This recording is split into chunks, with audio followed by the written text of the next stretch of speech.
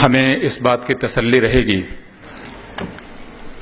कि जब आगे ये देखा जाए कि आज़ाद भारत अपने सबसे खतरनाक मोड़ पर खड़ा था, सबसे खतरनाक क्षण से गुजर रहा था, लेखकों, बुद्धिजीवियों, वैज्ञानिकों, कलाकारों, छात्रों और नौजवानों ने ठीक उसी वक्त उठकर अपनी आवाज बुलंद की।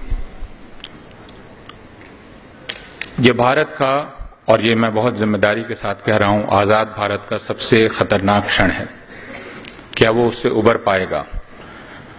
यह एक ऐसा क्षण है जब भारत का प्रधानमंत्री जिस संविधान की शपथ उसने ली, उस शपथ का सीधा उल्लंघन कर रहा है और वह भारत में गृह युद्ध को खुद उकसावा दे रहा है।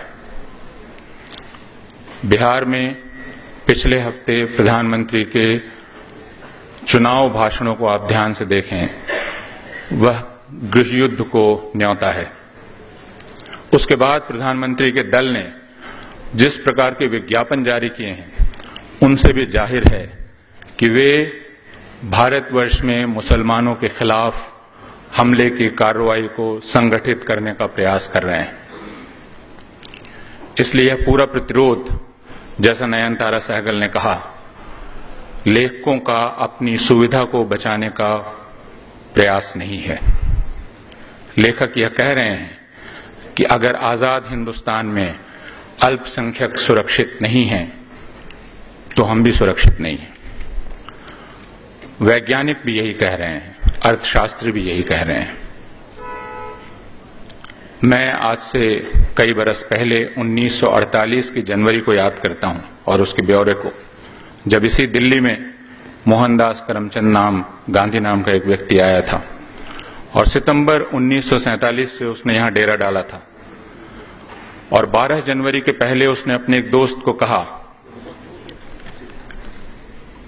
कि मुझे ऐसा लगता है कि अब दिल्ली बच नहीं पाएगी। अगर दिल्ली हाथ से निकल गई तो हिंदुस्तान हाथ से निकल गया समझो, और अगर हिंदुस्तान हाथ से निकल गया तो दुनिया के लिए भी उम्मीद बहुत कम बचती है। आज ऐसी ही घड़ी है। हिंदुस्तान का बचना बहुत जरूरी है। हिंदुस्तान नाम की परियोजना का बचना बहुत जरूरी है। हम ये कह रहे हैं जो हन्ना आरेंट ने कहा, और हम उसे छिपाते नहीं हैं। हम यह नहीं कह रहे हैं कि यह भारतीयता की रक्षा का प्रश्न है। हन्ना आरेंट ने कहा कि अगर यहूदियों पर हमला इस वजह से होता है कि वे यहूदी हैं, तो कहा जाना चाहिए कि यहूदी होने की वजह से उनका बचना जरूरी है। भारतवर्ष में मुसलमानों पर हमला इसलिए हो रहा है कि वे मुसलमान हैं। ईसाइयों पर इसलिए हमला हो रहा है कि वे ईसाई हैं, और इसलिए हमें कहना पड़ेगा कि हम मुसलमानों के और ईसाइयों के हक के लिए खड़े हैं। हम इसे छिपाना नहीं चाहते, और हम कहना चाहते हैं कि हम मोहनदास करमचंद गांधी और जवाहरलाल नेहरू की परंपरा के व्यक्ति हैं। मोहनदास करमचंद गांधी ने बहुत स्पष्ट शब्दों में कहा, और उनके शिष्य और उत्तराधिकारी जवाहरलाल नेहरू ने कहा, हिंदुस्तान में हिंदुओं की सरपरस्ती नहीं चलेगी। यहां बराबरी का हक है और बराबरी का दावा है।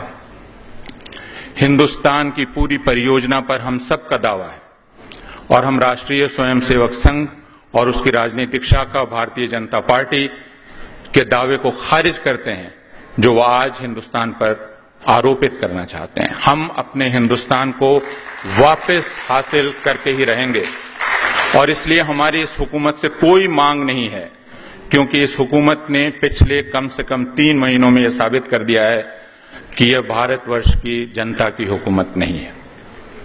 बहुत बहुत शुक्रिया।